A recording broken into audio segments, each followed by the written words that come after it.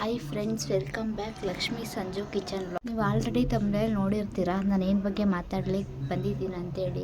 Normal delivery ಆಗಲು delivery ದಿನದಿಂದ 1 ತಿಂಗಳವರೆಗೆ ಈ ಆಹಾರಗಳನ್ನು ಸೇವನೆ ಮಾಡಿ. ಒಂದನೇದು, ಪ್ರತಿದಿನ 3ರಿಂದ 4 ಖರ್ಜೂರವನ್ನು ಸೇವನೆ ಮಾಡುವುದರಿಂದ ನಿಮಗೆ ಗರ್ಭಾಶಯ ತೆರೆಯಲು ಸಹಾಯ ಮಾಡುತ್ತದೆ. ಪ್ರತಿದಿನ 1 ಬಾಳೆಹಣ್ಣು ಸೇವನೆ ಮಾಡುವುದರಿಂದ ಹೆರಿಗೆ ನೋವನ್ನು ತಡೆಯಲು ಸಹಾಯ ಮಾಡುತ್ತದೆ. 3ನೇದು ಫ್ರೆಂಡ್ಸ್, 2 ದಿನಕ್ಕೆ ಒಮ್ಮೆ ಆದರೂ ಕಲ್ಲಂಗಡಿ ಹಣ್ಣನ್ನು ಸೇವನೆ ಮಾಡುವುದರಿಂದ ನಿಮ್ಮ ಗರ್ಭಾಶಯದಲ್ಲಿ ನೀರಿನ ಮಟ್ಟವನ್ನು ಸಮಪ್ರಮಾಣವಾಗಿರಲು ಸಹಾಯ ಮಾಡುತ್ತದೆ.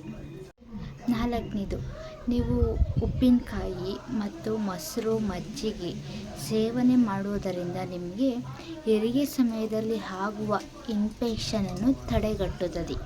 ಮತ್ತು ಇನ್ನಷ್ಟು ವಿಡಿಯೋಗಳಿಗೆ ನಮ್ಮ ಚಾನಲನ್ನು ಸಬ್ಸ್ಕ್ರೈಬ್ ಮಾಡಿ, ಲೈಕ್ ಮಾಡಿ, ಶೇರ್ ಮಾಡಿ. Thank you friends.